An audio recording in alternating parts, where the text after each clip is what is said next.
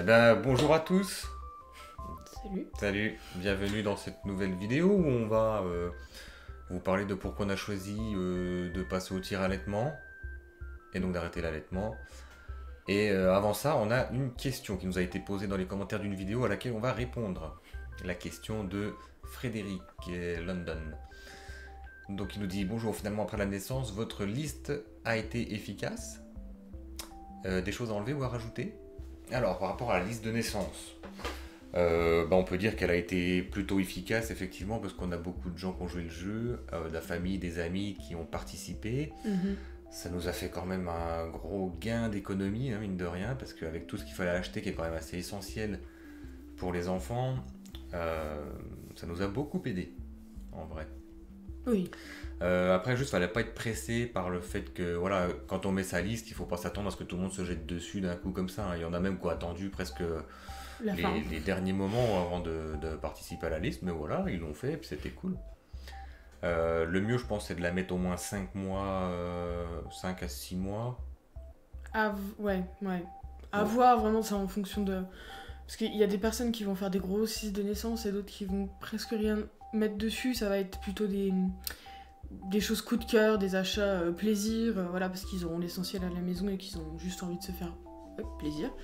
Donc faut voir. Mais plutôt c'est mieux, mais bon, faut pas mettre 9 mois à l'avance, quoi. Non. Ah ouais, ça fait un peu... Attendez déjà aussi surtout de savoir si vous avez des jumeaux, des triplés ou quelque chose comme ça. Parce que... Oui, il faut déjà être sûr de certaines choses. Et puis après, ce qui est quand même dommage dans les listes de naissance, c'est que c'est pas très inclusif, c'est-à-dire qu'il y a beaucoup de choses bleues, roses. Donc si vous savez pas le sexe de l'enfant et que au final vous voulez retirer des choses de votre liste, en fonction de par quoi ou par qui vous passez, bah, des fois ça peut être payant de retirer des trucs de la liste. Donc, Est-ce qu'ils priorisent des trucs que vous dites que vous êtes sûr que vous allez les acheter? Enfin bon, après ça c'est à voir. Mais bon. Ouais. Est-ce qu'il y a des choses à enlever ou à rajouter? Nous, on a enlevé des choses qu'ils n'ont pas réussi à nous avoir au final parce qu'on avait commandé quelque chose à une certaine période. C'était pour la saison où on a fait la liste. Automne-hiver. Voilà, et puis du coup... Il l'avait plus au printemps. Voilà. Donc, on a enlevé ça, mais sinon... C'était pour, juste pour vous dire, c'était des chaussons. Donc, on n'a pas mis grand-chose d'essence. Enfin, on a mis les essentiels dans la liste et après, on avait mis des petites choses coup de cœur. C'était pour le moment de la naissance. Bon, bah, on n'a pas eu les petits chaussons. Mon Dieu. On en a eu d'autres. Donc, c'est pas bien grave. Il nous a pas manqué grand-chose. Rajouter... Est-ce qu'on a rajouté des choses En fait, on s'est rendu compte... Parce que là, nous, notre liste de naissance, c'était vraiment ce qui allait nous servir sur les premiers mois. Qui vont nous servir plus, mais surtout sur les premiers mois. Et en fait, on s'est rendu compte avec un peu de recul qu'on n'a rien pour l'éveil. Bon, vous allez me dire, un tapis d'éveil, ça se remplace par un plaid. Oui, après, un hochet, ça se remplace par d'autres choses qui fait du bruit. Mais tout ce qui est lié à l'éveil de l'enfant, on n'a pas. Oui, on a vraiment que des choses pour les 2-3 premiers mois, on va dire, nécessaires pour les premiers mois. Après, pour ce qui est des 6, 7, 8 autres mois, ça sera autre chose, quoi. C'est ça. Puis ça va bien avec les cadeaux, enfin voilà, on sait très bien. Sinon, on a dû rajouter une baignoire. Bon, on en avait déjà une, mais... Ouais, on nous avait offert une baignoire. On a fait beaucoup d'occasions, beaucoup de dons. Et en fait, voilà, j'ai accepté une baignoire. Je savais que le modèle ne me convenait pas. Mais bon, je me suis dit, on va tenter et tout. Et on a fait le premier bain avec au retour de la néonate. Et là, j'ai fait non. Ouais. Désolé les gars. Ça va pas le faire. On a acheté une baignoire à peine plus grande, voilà, avec un pied et tout ça. Puis... Ouais. Et puis voilà. Puis pas de fond. Une baignoire où tu peux baigner ton enfant. Voilà, et tu peux le... bref. Baignoire. Voilà, c'était pour répondre à ta question. En tout cas, merci d'avoir posé ta question. N'hésitez pas pour les autres qui ont des questions, on y répondra aussi. Là, j'ai voulu répondre en vidéo parce qu'il y avait quand même pas mal de choses à dire. C'était compliqué de tout répondre en message, mais sinon, si c'est des simples questions, on répondra comme ça dans les commentaires. On a vu aussi sa question sur le cododo qui a été répondue dans une autre vidéo où il nous l'a dit. Mais attention, nous, c'est pas du cododo exclusif, c'est du cododo, c'est pas toutes les nuits. Il y a des nuits où ça se passe très bien, ils vont dormir dans leur chambre, tous les deux. Il y a des nuits où il va falloir qu'on en prenne un en cododo et l'autre dans sa chambre. Ouais, vous allez dire c'est bizarre, mais non, ça marche comme ça. Et des nuits où il nous faut, où les deux vont vivre avec nous toute la nuit, ou dans leur cododo.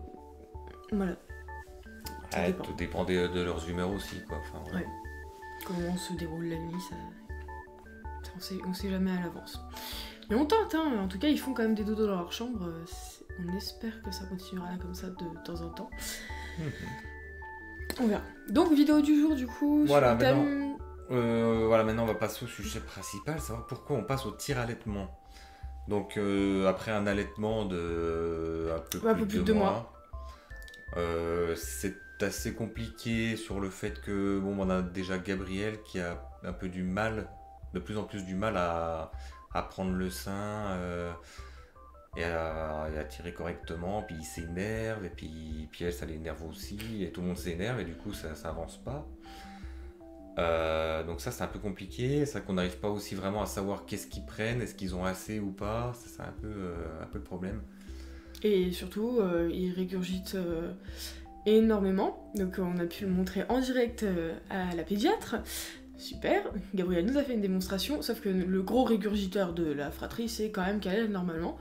Ça s'est vu un petit peu parce que sur la prise de poids, au final, entre leurs 1 mois et leurs 2 mois, alors il y a eu une super prise de poids parce qu'ils ont pris 1,2 kg et 1 kg, hein, donc on va pas dire que voilà, il n'y a rien de grave. Mais du coup, Kalel prend quand même un peu moins et il régurgite beaucoup plus que son frère, ça c'est sûr.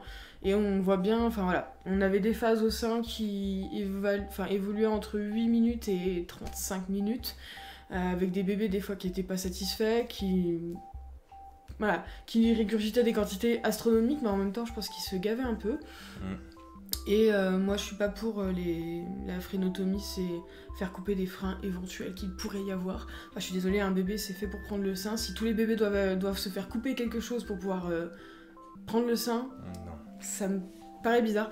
Ils ont déjà eu beaucoup d'interventions. Ils ont déjà été énormément touchés, vus par le corps médical. Je vais pas leur rajouter ça par-dessus, surtout qu'ils vont encore avoir des choses par la suite. Donc non, si voilà, ça allait de moins en moins bien au niveau de la prise au sein. On a dû de temps en temps rajouter des biberons sur certaines phases parce qu'on avait l'impression qu'ils étaient pas satisfaits. Est-ce que c'était ça? Est-ce que c'était pas ça? Est-ce que c'était juste qu'ils voulaient rester au sein? Je ne saurai jamais. Petit aparté, c'est vrai qu'aussi on va pas faire couper le frein pour qu'ils prennent mieux le sein, alors que ça se trouve c'était même pas ça le problème. Ouais, voilà. Bon, là, bref. Et puis surtout qu'ils têtent bien au final, hein. Moi je mets mon doigt dans leur bouche, je peux vous dire qu'ils têtent bien. Ah oui. Il n'y a pas de la langue qui s'enroule, ou la langue qui va derrière, ou non, ils têtent bien, mais c'est juste... Voilà. Ils ont du mal à prendre, c'est comme ça après, voilà. Et puis il y a aussi ce problème que du coup elle ça la fatiguait beaucoup parce qu'en fait elle arrivait pas à dormir parce que souvent faut en nourrir un pendant une demi-heure, après c'est l'autre qu'il faut nourrir pendant une demi-heure et puis 3/4 d'heure après l'autre se réveille donc faut y retourner et puis c'est un cercle sans fin et du coup elle arrive pas à dormir, elle s'énerve pour un oui pour un non et c'est normal quand t'es fatigué, de toute façon t'es énervé mais voilà. Après, on vous dira aussi pour le tir-allaitement, est-ce que ça va vraiment enlever de la fatigue? Pas sûr, parce que la problématique du tir-allaitement, c'est qu'il faut être hyper régulier dans ses tirages, et parfois, je tire à des moments où tout le monde dort. Ce qui est pas logique, puisque avec l'allaitement, je me réveillais seulement quand on me demandait de me réveiller, hein, forcément. C'est comme ça que ça marche. Hein. Après, normalement, ça devrait faire que si tu dois tirer toutes les 4 heures? La nuit, ouais, toutes les 4 heures.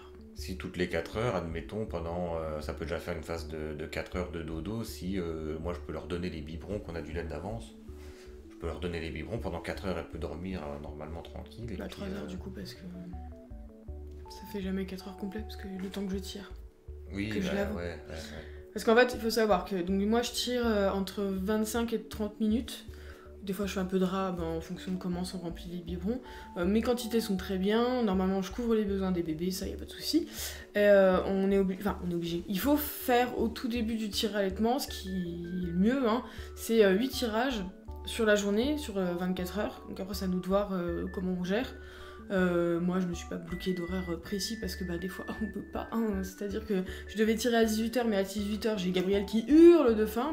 Je ne tire pas à 18h. Attendre d'avoir fini avec Gabriel et je vais tirer mon lait et je vais décaler ou pas hein, parce que en fait un bébé ça peut prendre au bout d'1 heure comme au bout de 3 heures comme au bout de 4 heures. Si on doit tirer régulièrement c'est pour éviter les engorgements et en sachant que j'ai fait une mastite, c'est une infection au niveau du sein, du canal lacrymal, j'ai fait un engorgement et une mastite par dessus hein, parce que forcément faut bien faire les choses. Qu'est-ce que je voulais dire? Et du coup c'est pour m'éviter de revoir un épisode comme ça, parce qu'apparemment j'ai quand même une bonne production, pas des quantités phénoménales, parce que moi au final ils prennent beaucoup plus souvent que ce que je fais avec le tire-lait. Donc ça se trouve, il faudrait peut-être moi que je me rajoute un tirage, peut-être en journée. Mais après c'est contraignant, c'est-à-dire que si vous partez chez quelqu'un et que ça tombe sur un créneau de 5 heures, vous avez au final deux tirages sur 5 heures, bah faut tirer 2 fois. Pendant 30 minutes. Bonjour, oui ça va, oui. Non, vas-y, ça m'a monté. Non mais ça c'est un peu contraignant. Ce qui est bien, c'est effectivement le soir quand Stéphane lui il fait du rab, bah, il peut donner le biberon et du coup moi j'ai la première partie de nuit où je dors tout ce que je peux. Mais après c'est sûr qu'on enchaîne sur l'autre partie de nuit où là on dort beaucoup moins. Et ce qui est un peu plus dérangeant, pour moi, c'est vraiment de me réveiller quand tout le monde dort. Je trouve ça complètement con.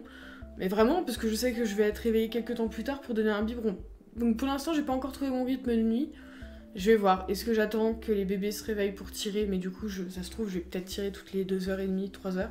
Puisque c'est ce qu'ils font actuellement. Ou est-ce qu'ils vont nous refaire une phase de 5 heures et que du coup, je vais me retrouver avec la poitrine dans un état horrible? Je ne sais pas. Il faut qu'on essaye. On est en test, voilà, donc on vous fera un point prochainement pour savoir comment ça se passe. Et puis, c'est ça. Et puis voilà. Ouais. Et ben voilà, juste au moment où ça se réveille, et ça va être l'heure d'aller leur donner le biberon. Donc voilà, donc on est bien fatigués, mais c'est normal. Ils prennent doucement leur rythme aussi, ils sont pas mal perturbés par le fait qu'ils soient plus au sein. J'ai vraiment l'impression que c'est ça. Après, ça fait pas très longtemps qu'on est passé au tir-allaitement, mais les journées sont plus pareilles, enfin ça dort plus pareil. La nuit, là, ça a été compliqué, mais c'est vrai que passer du biberon au sein, c'est pas pareil quoi. Au sein, ils avaient le câlin, la chaleur de maman, là, ils ont le biberon, c'est pas très chaleureux. Moi, je suis chaud, moi. Mais voilà, et il y a encore la gestion des quantités, est-ce que c'est assez, pas assez? C'est un peu compliqué pour l'instant d'évaluer tout ça. Je pense qu'on va s'y faire doucement. Continuez à explorer cette piste, et puis on verra bien ce que ça donne, on vous tient au courant. C'est ça. De toute façon, on fait ça au mieux pour eux, hein. C'est pas pour nous, c'est pour eux. Exactement. Donc voilà. On arrive, Margoulin. Allez, on vous fait des bisous et on se revoit la semaine prochaine. Ciao, ciao. Ciao.